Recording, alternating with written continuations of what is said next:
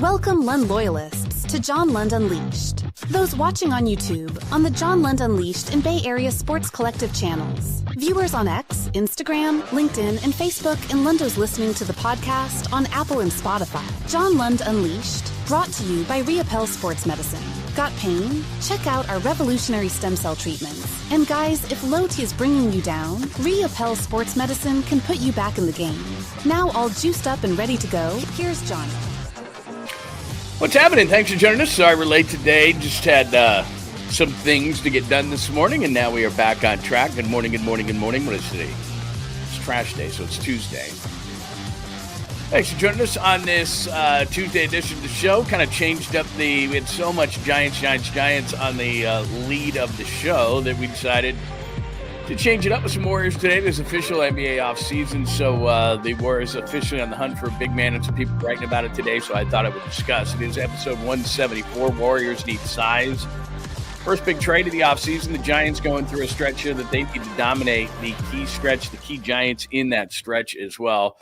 F. John Fisher, you may be asking yourself why I don't talk more about it, because I just don't like the guy. And the great thing about this forum and stage that we have now with John Lund Unleashed is I don't have to talk about the stuff I don't want to talk about. And I don't want to give him any more than the stage that I need to. I'll mention it briefly today, but I just don't see the point to it. Plus, I would find nothing funnier than having Vegas fall on its face in terms of John Fisher, because I know lots of people in Vegas, and they don't even want the A's. So we're getting into that conversation today. George Kittle had some really interesting things to say about Brock Purdy as he's continuing to do his tour for Tight End University, which kicked off last night for a few days, which is pretty funny. And you had him up there and Travis Kelce. There's a lot of personality with the tight ends and a pretty cool thing that he has done. Random things happen throughout the show. If you're new around here, a couple of Caboose things today with Brad Pitt and Shane Gillis. By the way, are you watching Tires? It takes a minute to get into Tires, but it's a pretty funny show with Shane Gillis. So anyway, lots of stuff going on today, and we shall get to all of it here in episode 174. I'll do roll call in just a second, but welcome to everyone, old, new, or in between. John Lund Unleashed. All you got to do is subscribe to the channel. Thank you very much. If you would hit us with the like, that would be absolutely amazing, as well as keeping those alerts on because we send stuff throughout the day. So that's John Lund Unleashed. And for all things Unleashed, just go to johnlundunleashed.com. We've got archives of podcasts, shows, blogs, social media links, merch, all that kind of stuff at johnlundunleashed.com. That big B in my left-hand corner is Bay Area Sports Collective, which is my show, Tom Tolbert. The fine Polymac Articles, which is Polymac and Creative Toning. I was just in there putting some things in, and they're going right after me early in the morning, about 11 o'clock Pacific time. So make sure you hit them up on a Tuesday for that. Amy G, Jeremy Affelt, Rod Brooks, just a lot of really cool shows, podcasts, and YouTube shows. So make sure that you check that out and make sure you're subscribed there. Good morning to those watching on Facebook, my personal page, John Lund or John Lund Unleashed. LinkedIn, you're supposed to be working, but I get it. And on X, where I am often at John Lund Radio. So if you've got questions, comments, or thoughts, you can hit them on X. I'm always on there. Or you can put them right underneath the show. Do remember, if you want your questions, comments, or thoughts on the show, all you got to do is donate a couple of bucks to the cause, which would be greatly appreciated, and they will get on the show right away. Super stickers, all those kind of things, it would be much appreciated. So thank you for that as well. Do want to, before we get out to the people this morning, and that is where what I'll do is I always do this. I do a roll call. So before I get to the roll call and say hello to everybody, and you can be part of the roll call in the morning, all you got to do is come on over to the chat room, join up, and then hit us up on the chat room. Cost you nothing. Great community, a lot of fun. We enjoy everybody. And so come on over if you want to, and I'll do roll call momentarily. But there's my good friend, Dr. Jeffrey 𝐟𝐸𝐵. He is the fine sponsor of the program right there in San Ramon. Click on that QR code right there. All it's going to do is take you to the website, and you're going to see all the great things that Dr. 𝐟𝐸𝐵 can do. I tell you all the time about my wife, Lainey. She is doing the stem cell, which Dr. 𝐟𝐸𝐵 was one of the first in California to do.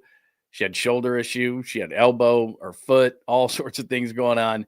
And she feels great now because of Dr. 𝐟𝐸𝐵. I told you that freezer we have in the garage, which we put all sorts of wraps and things like that she would use and lay on the couch, watch TV, whatever.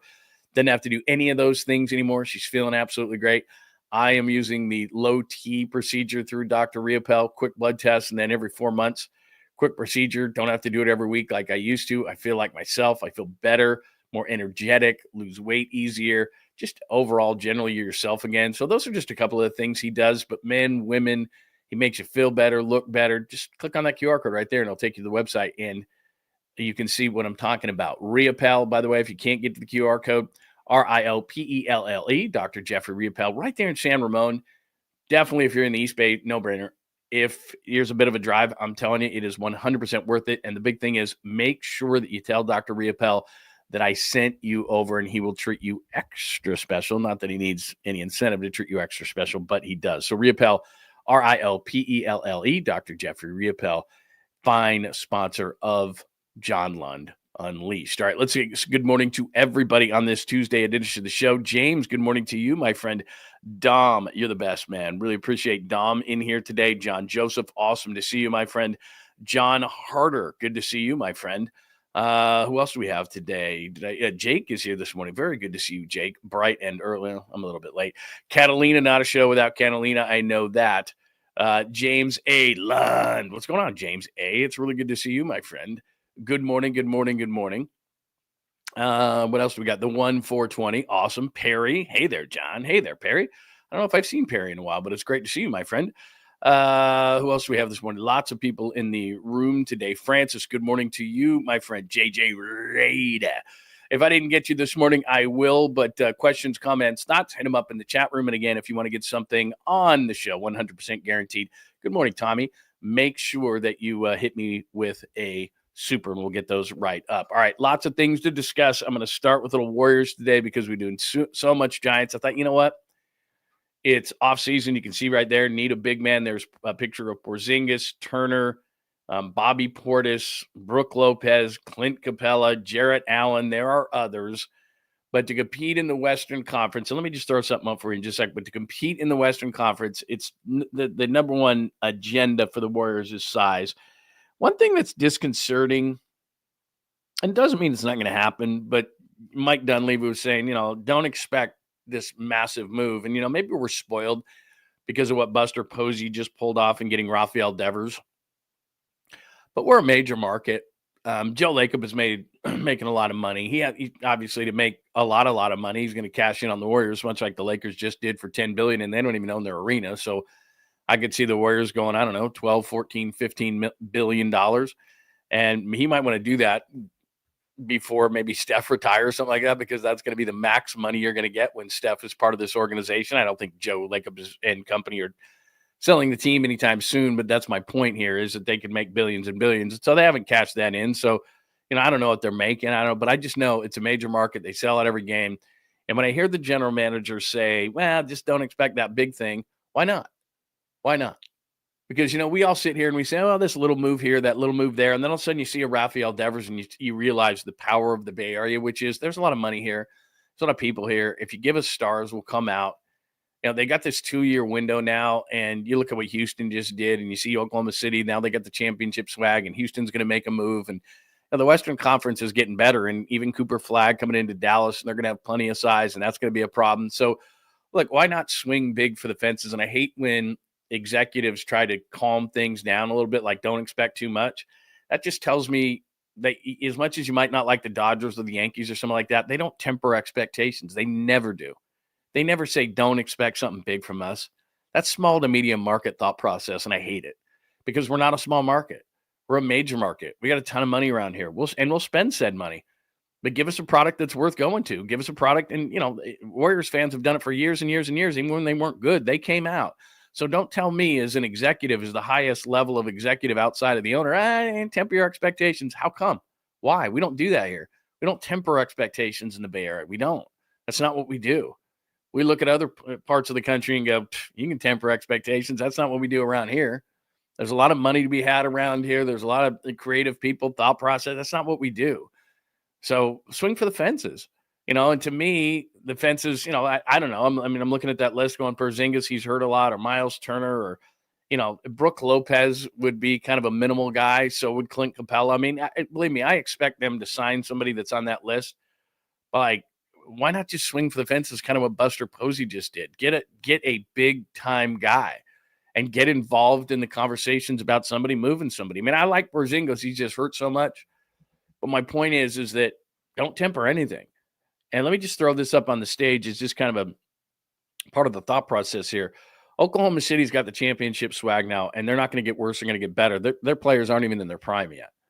Houston Rockets just got Kevin Durant. They're not messing around. And basically, Jalen Green, who was terrible in the series against the Warriors, so he was a 0. So you're basically, and I don't care how old Durant is now, Durant for Jalen Green. That's kind of like when the Warriors got Durant instead of Harrison Barnes. That's a major, major upgrade in the short term. So they're up there. Cleveland, the Knicks, whatever, Indiana, they're on the East. The Lakers are way too high at 12-1. I think they need to trade LeBron, but whatever. Minnesota's too high at 12-1. I think they're going to make some moves in this offseason, maybe move Gobert. Boston just traded Jrue Holiday, which we'll get in a second, for Anthony Simons, which is a good trade for Boston long term. The Nuggets are in complete flux. I'd move San Antonio 20-1 up. They have the number 2 pick in the draft. If I were them, you don't need another great young player. And I'm not saying it's a one-player draft, but I think there's from Cooper Flag down to number 2, I think there's a drop there. And if I were San Antonio, I'd look to move that and get a veteran. But, hey, that's me, and I don't run them. And then you get down to the Warriors at 22-1. So what's that? How many teams ahead of the Warriors in the West? Just the West. So Oklahoma City, Houston, the Lakers, which I disagree with, Minnesota's 4, Nuggets 5, Spurs 6. So according to the odds and according to Vegas, they have the 7th best odds to win in the Western Conference. So let me go back to Mike Dunleavy. You are the 7th according to the odds, and Vegas didn't get rich by losing. Not that they're always right, but that's probably fairly accurate. Okay, they have you 7th in the West by odds. Don't you need to swing for the fences? This 2-year plan that you have? I mean, even if we want to be optimistic about the Warriors, Oklahoma City's better. Houston's better. I don't know about the Lakers. Minnesota just knocked you out of the playoffs. I get it. No Steph. Denver, I'm not sure about. They're in complete flux to me. They need some stuff. San Antonio, to me, is underrated. I think San Antonio is about ready to take off here. They're a couple of years, they're a younger, less experienced version of Oklahoma City, but they could be a team that could really take off, especially if they could add a veteran or two. And then, I don't know, the Clippers, whatever. Dallas, we'll see. I think Dallas is going to be a pain in the ass more to the Clippers, to the Warriors if they don't get some size here, which they will. And then we go on down the thing there. So my point in putting these up is Vegas, at least right now, and we haven't even started the offseason. I mean, it's off-season, but not a lot of things have been done. Desmond Bane has been traded to Orlando. Jrue Holiday has been swapped for Simons. So the Blazers and the Celtics make a move. I think the Celtics are going to be incredibly aggressive because they don't have Jason Tatum, but I'm just staying to the Western Conference. So our good friend Monty Poole wrote a piece. Let me just share my screen with you real quick. So our friend Monty Poole wrote a piece talking about possible bigs that the Warriors could go after. Let me see if I can find that. If I can't, I'll just discuss. I thought I had it up. Maybe I shut that window down. So maybe I did. Maybe I shut that down. I thought I had it up here, but I didn't. But it doesn't look like I do. But it doesn't really matter to me. So I wrote a list of guys here. Let me just pop it up that I was thinking about would be somebody that or people that would make sense as far as the Warriors are concerned. Now, Miles Turner's a guy. Those guys that I put on the list right there, put on the thing. Porzingis, he's hurt a lot. Miles Turner, doubt he's leaving Indiana. Bobby Portis, that could be a guy in play because I think Milwaukee's probably going to blow this thing up. Brook Lopez wouldn't excite you, but he can shoot. He's a stretch big. He's a decent defender, a little bit older. I get it, but that fits right on with this team. Clint Capella made over $20 million last year and has made a lot of money in his career between Houston and Atlanta, but he's a free agent. I don't think he'd make a ton of money. And the reason I put Jared Allen up there is obviously he's not a shooter. He's a pure defender, and he would be awesome because he can be a rim runner. He can be a lob guy. He's not going to shoot for it. He's not going to stretch the floor. So, Jimmy Butler's not a shooter. Draymond Green's not a shooter. I mean, if you put Jared Allen into there, then it's Porzingis. It's Podziemski and Curry in the backcourt. They can shoot it. Butler's a mid-range guy. Draymond thinks he's a three-point shooter, isn't. And Jared Allen isn't a shooter. So you don't really have enough shooting on the floor. You're looking for a stretch big is really what you're looking for. But I wouldn't kick Jared Allen out if they could somehow get him. And does Cleveland overreact in the offseason and say, okay, we didn't win. what do we do? But some of the names I wrote down, Porzingis is a big, Bobby Portis Jr., Naz Reid, I don't think is a guy that they could get. I think that Minnesota probably keeps him. Jarrett Allen, like I said, I really like Jarrett Allen a lot. Would the Cavaliers do a Kuminga thing? All these trades, by the way, would necessitate that you're going to move Jonathan Kuminga. Who else did I write down? There's some bigs here. Anyway, that's, Vucevic is a guy that everybody's talked about. I'm not a big Vucevic guy. I got to be honest with you. He just doesn't defend at all. He's got one more year left at $21.5 million. Nice offensive player, don't get me wrong, but I don't love the match with the Warriors. For some reason, I just think it's going to be Brook Lopez, which I don't think is going to be enough. So those are some of the names that are being bandied about as far as the Warriors. I'd love to get your thoughts on some size for the Warriors, because as I just showed you on the odds, Vegas says they're 7th in the West, and I really have a hard time debating it a whole lot. Like I said, Oklahoma City's better, Houston's better, that's 2. The Lakers, I'm not going to put them ahead of the Warriors. The Timberwolves just beat them, so that's 3 that's ahead of them for sure. The Nuggets, I'm not sure. San Antonio, I'd put them ahead of the Warriors right now, that's 4. So in my world, maybe they're 5th in the West, which tells me that if I'm Mike Dunleavy Jr., I got to go to the powers that be and Joe Lacob and say, look, I know you already gave us money and went back into the tax for Jimmy Butler, but we're already in this thing. And I know you like Kuminga, but we got to get some size here. So whomever it is, I'm sure one of the guys that I've mentioned is going to be one of those guys. But all I'm saying is, and maybe I'm just caught up in the aftermath of a Rafael Devers, swing for the fences. Swing for the fences, because Oklahoma City is better than you, and now they have championship swag. Houston, you got by barely, but you put Durant on that team, and they're much better, and they hardly have to give up anything. Dillon Brooks was just put in there for financial purposes. Jalen Green was a complete zero against the Warriors in the playoffs, and the 10th overall pick is a dartboard throw. So Houston's going to be better. Let's just assume general health. Houston's going to be better. San Antonio's got another year under their belt, and De'Aaron Fox gets a full year of playing in San Antonio. They're the 2nd overall pick in the draft. Like I said, if I'm San Antonio, I move that because the time is now, and the Western Conference is going to be tough. At least those 3 teams, I think San Antonio is going to be in the top 4 next year. And the Warriors look at themselves and say, we have a 2-year window. Well, that 2-year window without any size, nothing. And I don't know that you can beat Oklahoma City, Houston, San Antonio anyway. So I think Mike Dunleavy has a job, and it's to convince Joe Lacob that, look, we're already in the luxury tax here. You already committed on Jimmy Butler. We got to go balls out for this whole thing. There's just not enough talent right now. And if it's Brook Lopez in the offseason. Not a bad ad. I'm not saying it is, but he's a 20-minute-a-night guy, and you've got to get somebody more athletic than that. Okay, that's not bad. Now, where's your other guy? Because a lot of the teams that you're going up against, they got a couple of guys with size. I mean, if you looked at Minnesota, if you looked at Houston in the playoffs, the teams that you played, that was difficult. And then, Oklahoma City, they've got the bigs. They've got Hartenstein and Holmgren. That's going to be tough. San Antonio's got size. So everybody's got size. And most teams have a couple of guys that you're going to have to deal with. So that's the Warriors side of things. Get some size. Holiday traded. Drew Holiday. Boston's interesting in this offseason. They're going to be a team to watch. I know they're in the Eastern Conference, and it doesn't directly affect the Warriors. But Drew Holiday goes to Portland, which tells me Portland's trying to win. They take on the money of Holiday, which is weird. Simons is an expiring contract, but a younger athletic player. And Boston's looking at this thing going, okay, we don't have Jason Tatum. Are they possibly blowing things up? Because I tell you, if I'm the Warriors, and I know it's not size, but I'm calling about Jaylen Brown just in case. Just in case. Because what Jaylen Brown can do is be a guy that after Curry's gone, like if they just went younger and got Simons, do you have interest in Kuminga? I don't know what Boston's thought is on Kuminga, but like I said, yeah, go get size. But if I can go get Jaylen Brown and give up Kuminga, I don't know, again, some kind of a sign and trade deal. I don't know. You want to give up Moody in that deal? Sure. You want to give us some picks? Sure. But Jaylen Brown's kind of a different kind of a deal. I know he's only 6'7", but there's a superior athlete that they defend on a lot of different levels.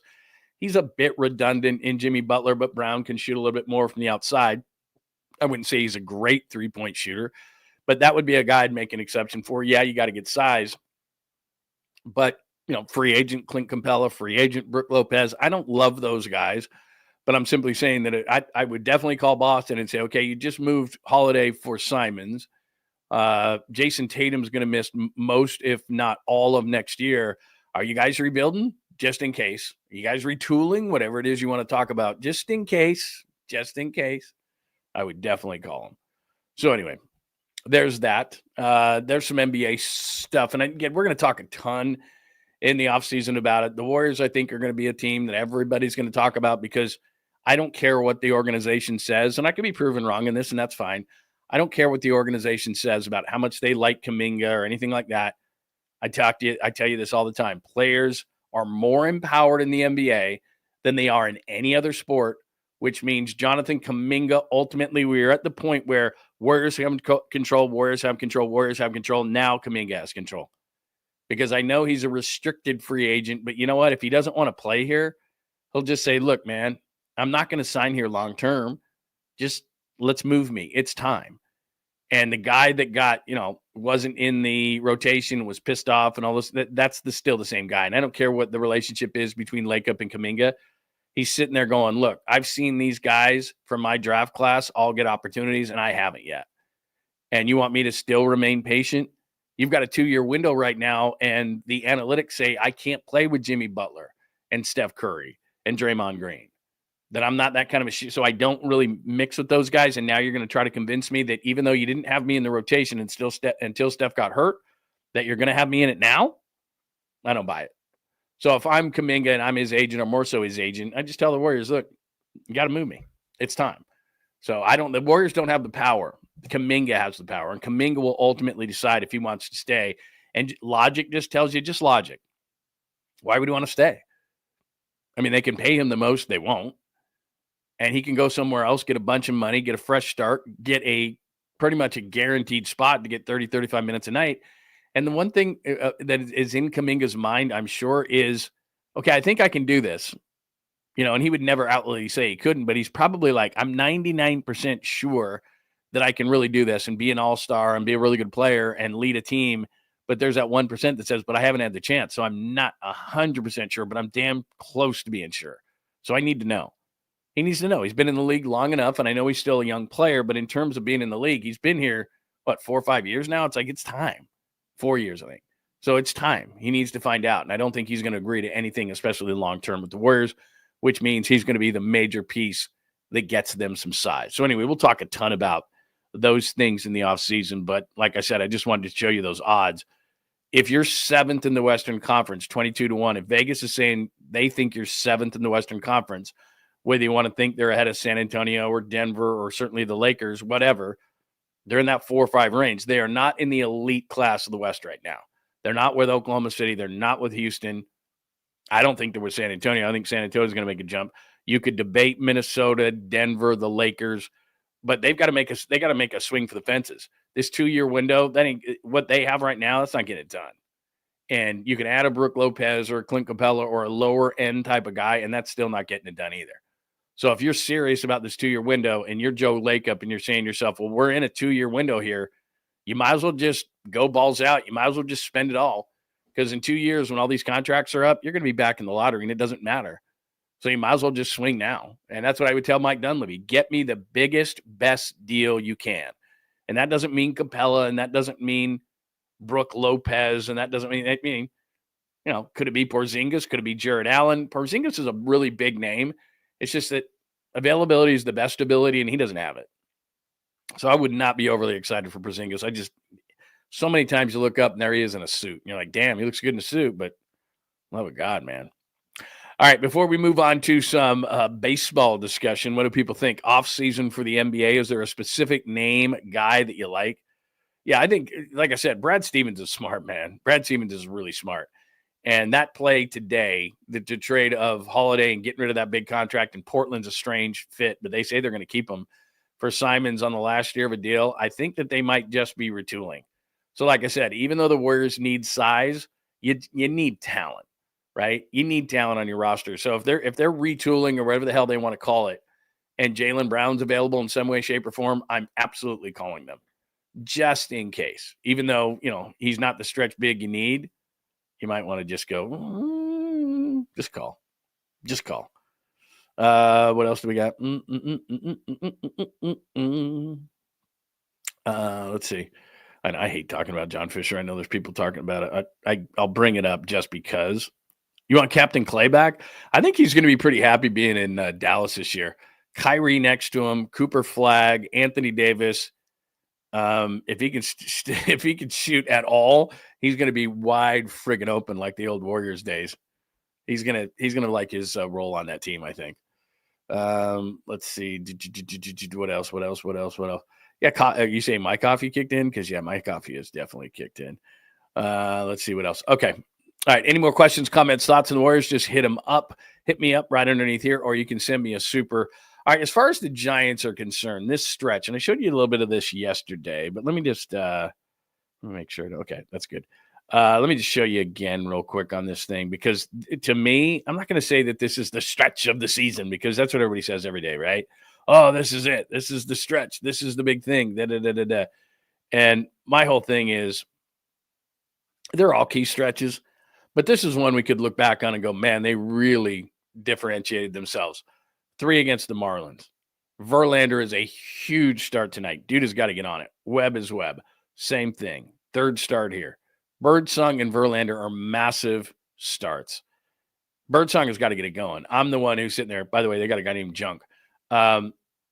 Birdsong to me is, I've been preaching. You got to take care of the fish. Come on. And then Landon Roop. The Sox suck. Come on. Ray, it's not that he's been bad in June. It's just he was so good in May. Got to get him back on it. So, again, that's your rotation. But Verlander tonight is a huge start to me. He's got I gave you these stats last week. He's 5-10. Something like that, 5-10 with an ERA over 5 in his last 28 starts, with a WHIP over 1.4. Like, he's not getting it done. And he's 42 years old, and it's a great name and everything like that, but he's got to start being more consistent. Logan Webb's Logan Webb. Birdsong, I think there's a lot of pressure. Roop, that's a terrible White Sox team. Ray, get back to the May. Ray, those are the next number of starts. But if you look at those teams, Miami, the White Sox, Arizona is reeling. In fact, I was looking at, we're starting to get into trade deadline talk because it's about a month away. And of the top, I think ESPN did this morning, of the top like 50 trade candidates, I think like 7 or 8 were Diamondbacks, because they're basically saying they're out of it. Now, do the Diamondbacks think that? Probably not. But there's a number of guys on that team that could be moved to reinforce their minor leagues, and who's to say that they won't? But there's a number of guys on that team having pretty good years, but they're just collectively, they've had too many injuries, and obviously the Corbin Burns thing happens. So you've got Miami, who stinks, the White Sox, who stink, Arizona, who's reeling, the A's, who stink. So right here, because then it gets really, really tough after that. But like I said, 3, 6, 10, next 13 games. And I said this yesterday, 10-3, 11-2, something in that range. I mean, these are the type of stretches where you had a day off. Bob Melvin sits down and says, boys, we won't say this publicly, but the Marlins and the White Sox and the Diamondbacks and the A's, we got to dominate this stretch. Absolutely, positively play tight baseball, play amazing, 10-3, 11-2. Let's get a winning streak going, because then, hello, everybody, Philly followed by the Dodgers. Not messing around. So you got to play some great baseball going into this. And I'm not ready to give the division to the Dodgers. Buster Posey, by getting Devers, told you, we're not giving anything away. We're going to be incredibly aggressive. And they got the Dodgers' attention. So Philly's good. LA's good. You got some teams after that. I think there's one more series, then they play the Mets. So they've got some really tough games. So you've got to dominate this stretch right here against some bad baseball teams. And it can. I mean, a 13-game stretch, it's a long season, 162 games, but that's almost 10% of your schedule right there. You've got to dominate those bad teams. That's bottom line. That's what it comes down to for the Giants. So that's what they've got coming up here in the next little while. And like I said, I think today's stretch of games where you're looking at a guy like Verlander, he could be the key. And I wrote down, I know I hate these kind of things, like your 5 guys, but I just scribbled this down. Verlander, to me, if I had 5 guys to say, these are the guys who are going to determine what's happening.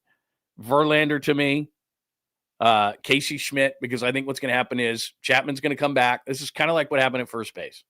And they don't have a lot of time, but what's going to happen here is Chapman's going to come back to third. They're going to move Schmidt if he keeps it going to second. I told you they were going to move. They learned their lesson. I told you they were going to move Fitzgerald down to the minors and just say, okay, let's fix this. You're better than this. Let's have somebody else look at the swing. Let's get you out of the spotlight. Let's chill out in Sacramento for a minute, and we'll bring you back. But what they really like to do, Chapman at third, Schmidt at second, super U guy Fitzgerald. I think that's his role in the major leagues. He can play short. He can play second. He can play center. He can give guys a blow. He's a good athlete. So rather than, okay, you're our second baseman, rain or shine, let's make you a super U guy. And I think that was always his role. We talked about it a lot last year on KNBR, super U, super U, super U. I like that. So if Schmidt can continue what he's doing, and look, over his last 12 games, I gave you the numbers yesterday. He's hitting like 412 with an LPS over 1,200. Like, that's not going to happen. I know that. But Casey Schmidt, given his power, athleticism, defensive abilities, the guy hits 240, 250, like a 20 home run guy. Casey Schmidt can do those things. If he can't, this is, like I said, kind of like first base. Okay, you go internally as long as you can. All right, Chapman comes back. You've got Fitzgerald down right now, second base. Like, I'm going to vomit when Koss is in the lineup tonight. That's probably what it's going to be. And then Casey Schmidt's going to play second base for a minute. If he can't handle it, then they got to go outside of the organization. Because even with the bat of Devers, and I love Devers, it's not enough. They still need more on the offensive side. So there you go. That's as far as the key Giants. So I got Verlander, I got Schmidt. Who else did I scribble? Oh, Devers, obviously. Devers has got to be awesome. I mean, there's no other way to put it. They made a trade for one of the best hitters in baseball, and some guys acclimate very quickly, and you go, wow, that's a great trade. And others, maybe it takes them a year, and you and I talk about this all the time.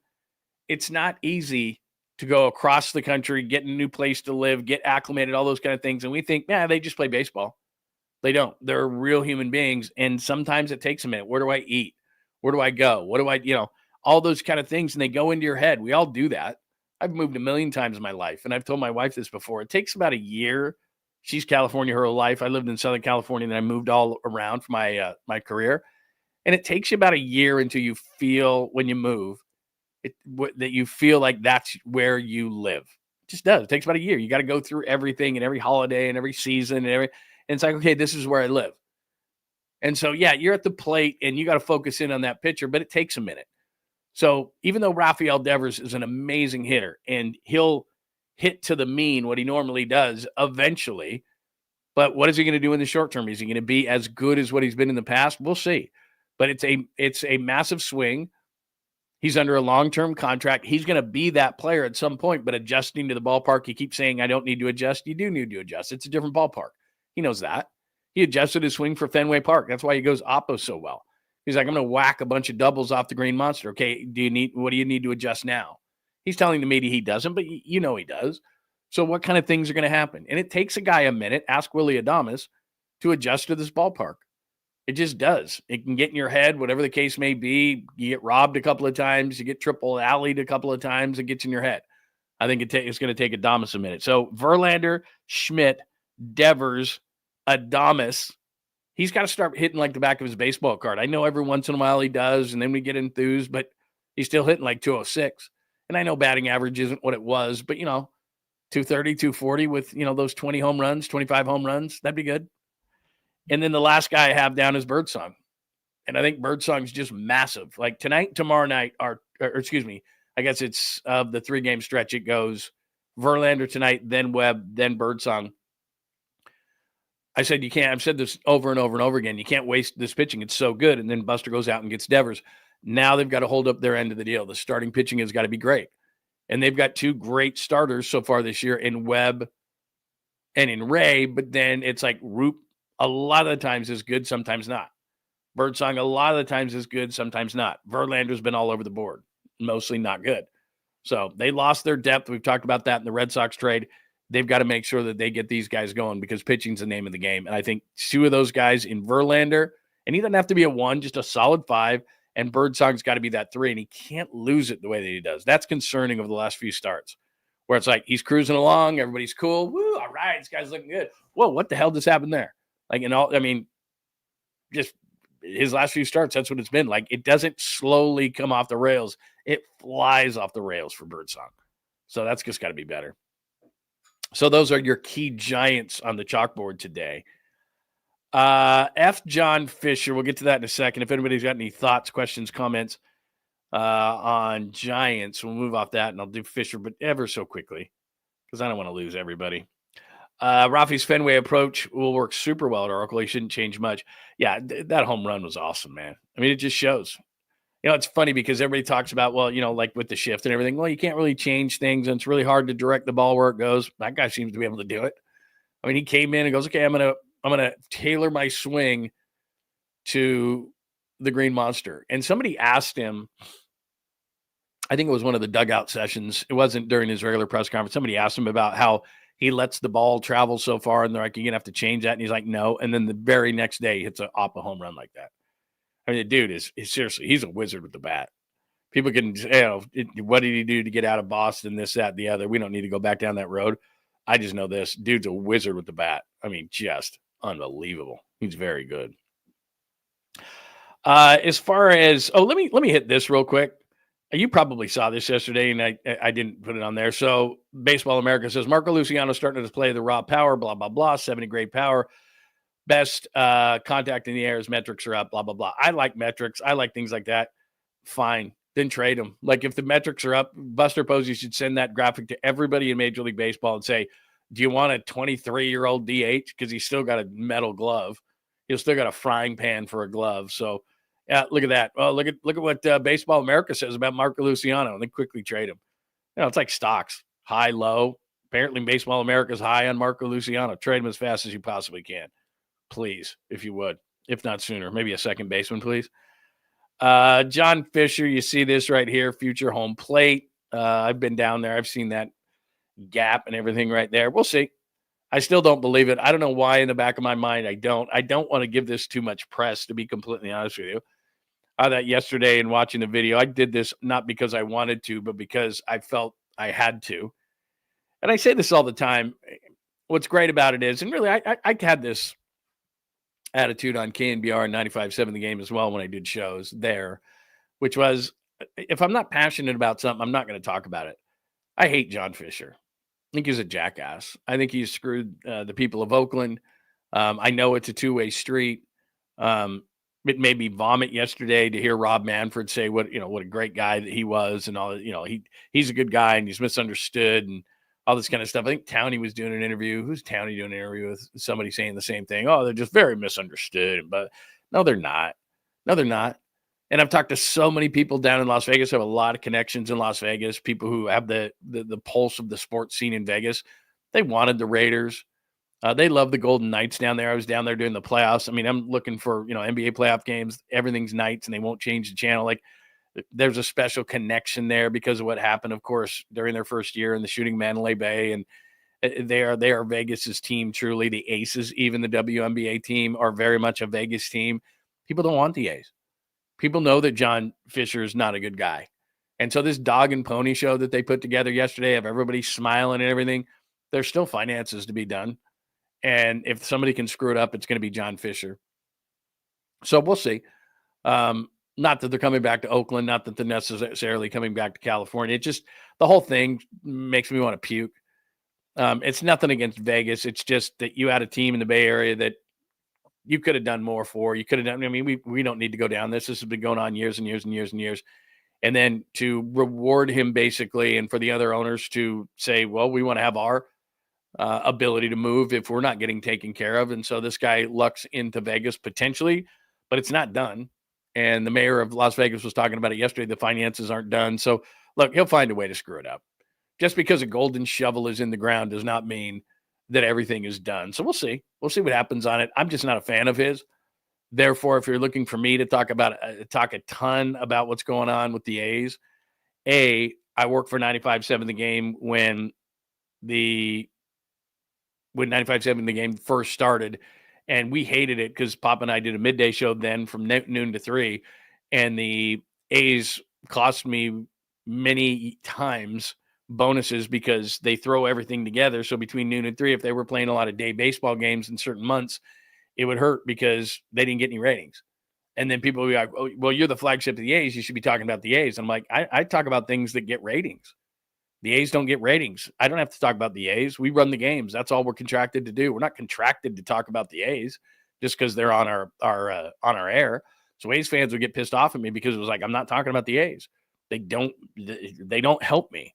They don't help my ratings. And I don't know why that would be any different just because I was on YouTube or a podcast. They don't help my ratings. So, number one, I only talk about things that I believe that people care about. And I don't know that people care in the Bay Area about the A's leaving. They're already out of the Bay Area. I've done my due diligence and gone up to a couple of games in Sacramento. I don't mind the ballpark. It just feels like spring training. That's all. I think the A's deserve better. I'm not anti-A's at all. A lot of the players I know, I'm good friends with Chris Townsend. I think Ken Korak is absolutely amazing. There's a lot of great people in that front office who do an unbelievable job, but it's all overshadowed by the clown that's John Fisher. That's all there is to it. And so, number one, I don't like talking about the guy because I don't like him. I don't like to give him any publicity in any way, shape, or form, which I am right now, but I don't like to. And I feel like it's a disservice to not at least mention that they had a groundbreaking yesterday in Las Vegas. But watching all these people with their fake smiles on their face, and it's everybody. It's broadcasters that broadcast for them with this big smile on their face, knowing that he's a jackass. It's people saying nice things about John Fisher. It's the disingenuous commissioner of baseball who he is under the thumb of the owners more than any other commissioner in any professional sport. So that's it. I mean, that's the bottom line to the whole thing. I'm not anti-A's. I'm not at all. I got a lot of people that I know within the organization that I really, really like. And if they had a competent owner, these people would be near the top of what they do in baseball. I mean, they have very good people within the organization. It's just they're led by a clown. And it's unfortunate. So then everybody's got to say all these nice things about, this guy yesterday at the press conference, and I wanted to vomit because we all know that it's not true. And we all know that just because you put a golden shovel in the ground doesn't mean that you have a stadium. So they got a long way to go. So we'll see. And believe me, I'm rooting against them. I'm not going to lie. I'm rooting against John Fisher because then I want to see them really scramble, and I want to see what Major League Baseball has to do because I can't stand them. So we'll see. But that's all I'm going to talk about as far as they go. They got a golden shovel in the ground. Congratulations. Way to go. Future home plate. Yeah, we'll see. We'll see. If anybody can screw it up, it'll be that guy. What else do we have here? Oh, did you see? This is really good. I'm moving off that. So I'm going to play something from George Kittle in a minute. That's really good. Any thoughts? Is Joy here? That's very nice. Very, very good to see. If I missed anybody, good morning, Joy. It's very nice to see Joy. All right, let me do this. So this is kind of cool. So this.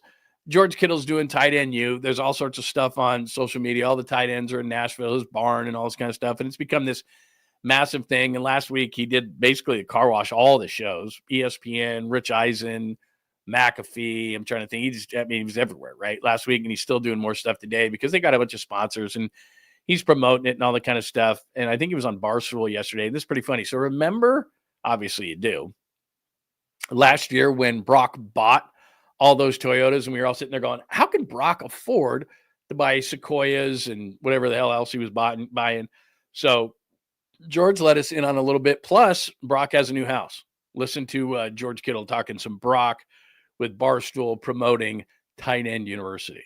On Sequoia, he got 5 Sequoias and 5 Tundras. For the boys. They all got, I think the best part about that too is like everyone's arguing online like, oh my God, he spent his whole contract on these. No, they got free leases. I think everyone gets a 2 to 3 year lease for a Toyota car. Yeah, it's a dub. Yeah. Well, I was like, hey, Brock, get one for your tight end that blocks. Right. And he was like, well, how about you just ask Trent Williams for his? And I was like, how about you ask Trent Williams for it? Because it's your gift. And I was like, how many times do you think Trent Williams is going to drive that car? He just got paid though. He should just buy me a Toyota. What do you get? 250 something? He got 53 a year for 5, I think. That's amazing. Just a quick round of applause. Yeah. Shout out. And he bought a house in Nashville, so he's a neighbor. Oh. Is he out by you? He's like between me and Franklin. Okay. Dude, he has a river on his property and like 2 fully stocked ponds. God. He also, the house that he got too, not to like air out all your stuff, Brock, but I'm going to. They got it from like a former, I don't know if it was like a rock star or a country music artist, but he built like a 25,000 square foot barn to store his tour buses in. 25,000? Yes, it's huge. It's got bedrooms in it. Mm-hmm. It's got a full basketball court in it. It's insane. So like I think they're gonna renovate his house. Okay, there's a couple of things here that we got to talk about. So first of all, he didn't buy those Toyotas. Everybody thought they did. He's a spokesman for Toyota. So what essentially they did was, as Kittle said, they gave him 2-year leases, which that means you don't have to buy a car. But there's a big difference between Brock Purdy buying $85,000 SUVs and trucks for his offensive lineman and a 2-year lease. Just saying. Like, he didn't give him $85,000 vehicles. He said, here's a free 2-year lease.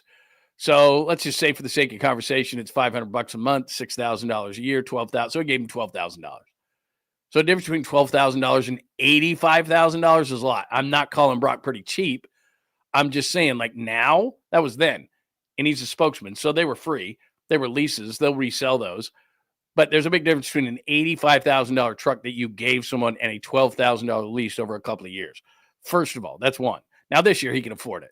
So maybe next year he'll really buy them, but he didn't. So there's that. And he should have given one to George Kittle and his blocking tight ends, but whatever. And as somebody is pointing out, Trent Williams probably couldn't even fit in those things. Trent Williams has an all-electric gold Rolls. He has, like, he didn't even touch that Toyota. Like, I don't even, he probably didn't even drive it out of the parking lot. It's probably just still sitting right there, Trent Williams. So, yeah. So you could have taken Trent Williams, and you probably could have had it, and Trent wouldn't have cared. But anyway, the bigger part to me was, so then Brock, first thing about, remember when they were asking him at his press conference, what are you going to buy? And he's like, well, I kind of want to buy a fishing boat. And I don't know if my wife will let me. It's like, what do you mean? What? Your wife won't let you. But he bought a house in Nashville down the street from Kittle. And, you know, you look at Brock and you think, okay, he's from the Kohl's catalog. He's going to buy something conservative, all that kind of stuff. He buys either, as Kittle said, a former rock star's house or country music that's got a 25,000 square foot barn for tour buses.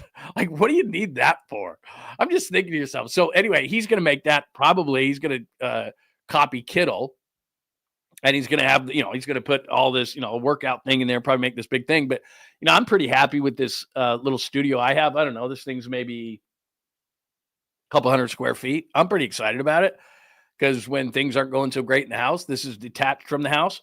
It's, you know, it's right there. It's next to it. But I'm detached. I could lock the door. I got TV in here. I got pretty much everything I need to live in here. And so I'm pretty good, and I'm excited about it. It's a couple hundred square feet. He's got 25,000 square feet. It's massive because you can put tour buses in it, and he's going to customize it and make it, like, out on his own. I mean, that's pretty good. Like, okay, him and his wife aren't getting along, fine. They're going to have kids, fine. He's going to have 25,000 square feet to where he's going to customize it and got all the money in the world. That's going to be amazing. Want to see that. And you know he's going to top Kittle's barn, whatever, you know, we've seen inside of Kittle's barn and everything like that, where they have tight end you, and he's got a football field. So he'll have a football field probably in there. He'll have you know, whatever. He'll have, you know, place to watch tape, all that kind of, like, that thing's going to be sick. I can't wait to see it. So it's not like Brock is totally conservative. Like, you'd think, oh, he's just going to buy this nice conservative house. No way. He's down the street. He said he's got a river and all this kind of stuff going through this whole thing. It sounds like a pretty amazing house. I need to see it. It needs to be on Cribs or something. Like, can we get Brock on Cribs? You see Jimmy Butler's crib, by the way, the one in Southern California? Nice place. But yeah, I want to see his, when he gets that tour bus garage or whatever, or barn, you know, done to his specs, totally redo that whole thing like Kittle said he's going to do. I want to see that. I want to see that. Plus, does Brock then go to tight end you and throw to these guys? Because I know, like, they bring in quarterbacks. I mean, he's right down the street. He owes Kittle. Didn't give him a car. So anyway, there you go. Yeah, I mean, could you imagine what his shed's going to look like? I mean, Woody's got a shed, and it's sweet. But my God, man, that thing is going to be unbelievable. So anyway, yeah, he's just airing his laundry. He's like, I'm not going to air his laundry, but yeah, I'm kind of going to air his laundry. Hi, Brock. Good to see you, my friend. So there you go. That's Kittle. Random stuff. We haven't really gone random too much today. What's going on with that? Anybody have any questions, comments, thoughts where we can go random? Any shows you're watching? Any things that are going on in your life? Anything like that? Let's see. Hey, what's going on there? I agree with you 100%. Tuna Balm, very nice. MLB blocked A's from the South Bay for decades. Oakland's a pop the wood. A's players deserve better. 100% they do. And they've got a nice young team, except for pitching. But they've got a lot of nice position players. I like their team. I think, like you said, I agree with you 100%. They deserve better. They've deserved better for years and years and years, not just with this ownership group. with for many years. They've deserved better. But like I said, I'm not ready to say that they're going to be in Las Vegas. We'll see. Them putting a gold shovel in the ground without the financing and those kind of things. We'll see. We'll see how that goes. The Sweet Clean, and I'll play a Caboose pistol open, even though these aren't traditional. This is not a traditional Caboose, as you would say today, but it is something we can discuss as Caboose. John Lund Unleashed presents the Caboose pistol. Wedged in the crack of her buttocks. Somehow, someway, Lundo thinks this is the best way to leave a final impression on you for the day. The old Caboose pistol, everybody has one. Did you say Caboose? I know some women who could hide a machine gun in there. Yeah. Leave me out of this, you weirdo. Here's John. These are weirdo things. First and foremost, I'm not a huge fan of the ESPYs. When I worked for ESPN, I did the red carpet. I probably told you that, the red carpet for the ESPYs, and did interviews and stuff. And I would skip over a lot of the athletes. Like whatever, I talk to athletes all the time, and I would talk to either wives or models or something like that. That was pretty fun because I actually had to stop. And sometimes it was like, what am I going to say to this beautiful model right here? And I was like, beep, beep, beep, beep, beep, beep. Got tongue tied a little bit with them, but athletes, whatever. But speaking of the ESPYs, Shane Gillis, who right now is probably the hottest comic in all of America, Shane Gillis. And I do like, my wife and I watch Tires, a very politically incorrect show, but very funny. Thomas Hayden Church, I'm a favorite. He was in the show, was Shane Gillis's dad in the show.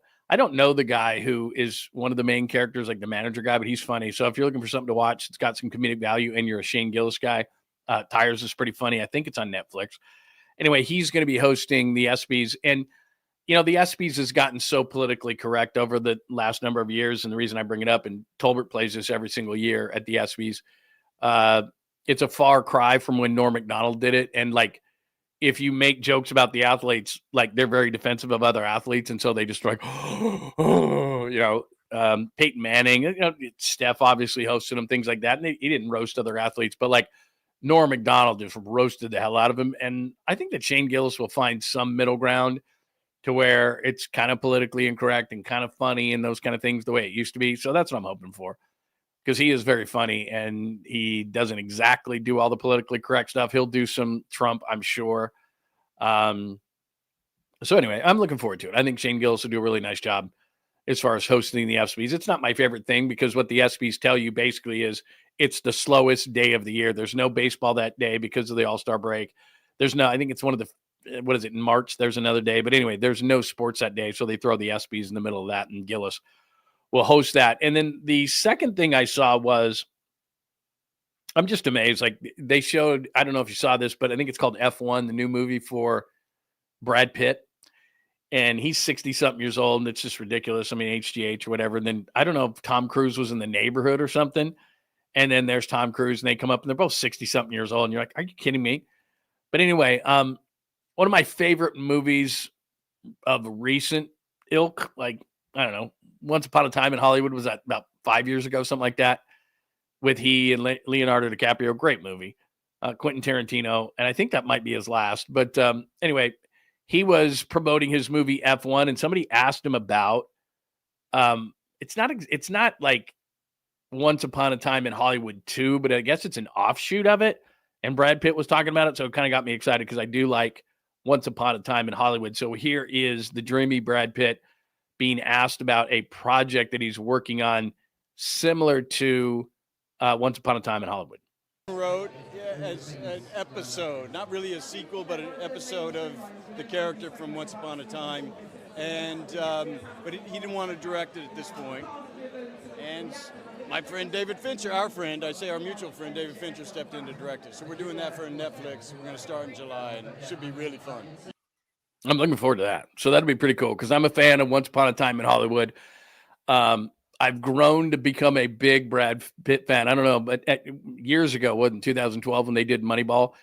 I didn't meet him, but I was standing right there. And like, I've told you this before, like I interviewed, I talked to Jack Nicholson at the NBA Finals in 1998. And I said, would you like to come on the radio? And he kind of looked at me because I don't know if you know this story, but so he and Woody Harrelson are walking on the court, right? And they're getting ushered to their seats. And what happens during the NBA Finals is that all these media members are on the floor, and it's actually really difficult for these guys to work out right before the game because there's so much media.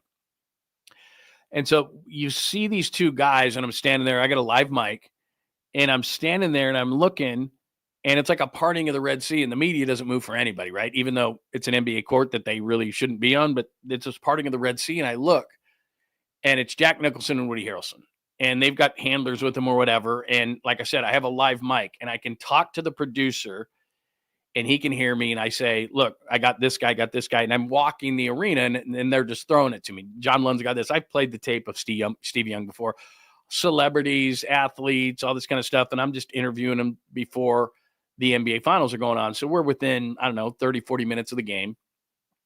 And Jack Nicholson, it's like he's my favorite actor of all time. And I'm like, I got to go talk to Jack Nicholson. And so I walk up, and he's sitting in one of the seats in the front, and there's a handler right next to him. I said, well, I'm John Lund, Utah Jazz Radio Network, whatever. And you think I could talk to Jack Nicholson for a second, put him on the air and say hello to him? I know he's a big NBA fan. And he said, well, ask him yourself. Kind of looks at me like, why are you asking me? So I turned to Jack and I say, hey, John Lund, blah, blah, blah, Utah Jazz. And, love to get you for a couple of minutes, just get your opinion on, the NBA Finals. And he looks me up and he looks me down. And I don't do the best Jack Nicholson. I'm not saying I do. But he looks me up, looks me down, and says, I really like doing radio, but I don't feel like doing radio today. And I had my hand out, and I'll give him this. He shook my hand, and then kind of was in one of those moments where I was like, oh, yeah, I got to pull my hand away. I'm not intimidated by athletes. I've talked to most high-profile professional athletes in my life. Not that I don't respect them, but a lot of them, especially when it comes to the NBA, won the genetic lottery. But in terms of, like, I just told you, I did the red carpet at the ESPYs, and it's like some of these women are so beautiful, some of these models, that you're just like, you almost freeze, right? I never do that with athletes, but with like Jack Nicholson in that moment, or like standing there, like I said, when they had the premiere for Moneyball or something, you're looking at Brad Pitt, like these, I don't know, actors are different to me. Actors, actresses, models, things like that, versus like athletes, where it's because I've done it so much in my life, it really doesn't like do anything. But man, it's like Nicholson was that was so cool. And he's like pulling his hand away from me, like, is this guy gonna let go of my hand? And finally I did. It was good. Good time had by all. No, he did. He blew me off. That's exactly the way to put it. Jack knows how to blow you off with class. He did. And he did it in a way that, like you said, he's kind of looking at me like, I don't want to talk to you. But he just, he did it in a nice enough way. Because a lot of guys would just, if you said something to him, a lot of these guys, as big as Jack is and was, Jack would kind of look at you and just kind of look away. Because I've had that happen to me too, where it's like, I just said something to you. You're not going to acknowledge that? Like, they're like, no, I don't even have to talk to you. Who are you? And so it was nice. He was just like, I don't feel like doing radio today. And I was like, dude, that's fine. And then they were like, did you get him? And I'm like, I'm like, no, but I just talked to him. And it was awesome. I'm like, well, if you didn't get him on the air, then who cares? We don't give you any credit at all. No, I didn't give him a dead fish handshake at all. I gave him the firmest handshake. Different one. I gave him the firmest handshake in history. And he was literally going, could you give me my hand back, please? Could you give me my hand back? Yeah, it was great. He's the best. All right. What else do we have today? Did I miss anything today? Episode 174, John Lund Unleashed. Thanks for joining us on this Tuesday edition of the program. Warrior size, that's going to be a thing. As you see right there, the cover of the show today, need a big man. You see Porzingis down there, Miles Turner, Bobby Portis, Brooke Lopez, Clint Capella, Jared Allen. Is it going to be somebody like that, somebody else? I'm just saying, hey, Mike Dunleavy, don't tell us to temper expectations. Swing for the fences. OKC is better than you. Houston is better than you. San Antonio probably is. We'll see about the Lakers. We'll see about the Nuggets. Vegas has you 7th in the Western Conference. You got to swing for the fences. You got that 2-year window, and right now, they're not anywhere close unless there's a bunch of injuries in the West, in the Western Conference. Jrue Holiday, one of the first big trades, and Bane going to Orlando, so we're in it. A giant stretch, I told you. Bad teams, Miami, the White Sox, teams like that. Arizona's coming up. You got to dominate, because then you got the Phillies, the Dodgers, the Mets coming after that. F. John Fisher. I know there's a lot going on in the desert. We'll see. You know, it's not golden shovels that impress me. Let's see when that thing gets opened for real. Still a long way to go. George Kittle exposes Brock Purdy. Said he didn't buy those Sequoias and stuff. Those are 2-year leases. There's a big difference between $85,000 and 12. And then he tells us how great Brock's house is in Nashville. Random things throughout. Caboose pistol. I just kind of took a liberty with that with Brad Pitt and Shane Gillis. Shane Gillis is going to do ESPYs, which is the slowest sports day of the year. I think that is it for now. Wait till they get a load of me. That's a good one. Anything else? Anything else today on a Tuesday edition of the program? Please make sure you're subscribed to John Lund Unleashed. Keep those alerts on. Good morning, Mark. Keep those alerts on because we will have more stuff out for you today. I got a few things that we did not get to yesterday, so we'll send some new stuff out. Bay Area Sports Collective, make sure that you are subscribed there. Any questions, comments, thoughts, put them right underneath the show here. We'll get it out on a podcast, Apple, Spotify, wherever you get your favorite podcast here shortly. Thanks for joining us on X today at John Lund Radio. If you got any comments, I am always on X quite often. So hit me up there. Thanks for watching on LinkedIn, Facebook, and Instagram today as well.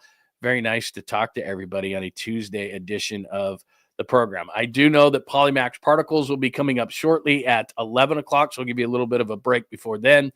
Tolbert was on yesterday, and I know I talked to Tom the other day. He's doing a few days a week, so I don't know that we'll see Tommy today. Rod Brooks, remember Quality Hang on Bay Area Sports Collective. Amy G and Jeremy Affelt as well. So make sure you're subscribed there again. Hello, Humboldt Fats. It's good to see you. Christian, did I say good morning to you, my friend? Anybody else I missed today in roll call? I think we are good there. All right. If you got any questions, comments, thoughts, again, make sure that you hit me underneath the show or on John Lund Unleashed. And please make sure you're subscribed on John Lund Unleashed. Keep those alerts on. And please give us a like before you get out of here today. Everybody else have a great Tuesday. Wonderful talking to you today. We'll see you later today and tomorrow at 9 a.m. Pacific. Have a great Tuesday. Thanks for hanging out with John Lund Unleashed. We'll try to be better next time, though I wouldn't hold my breath. Please like and subscribe on the John Lund Unleashed Pod YouTube channel. Watch live shows weekdays at 8 a.m. on YouTube, Instagram, and X. And make sure to have your alerts on for shows throughout the day or night. All things Lund can be found at johnlundunleashed.com. johnlundunleashed.com. Goodbye!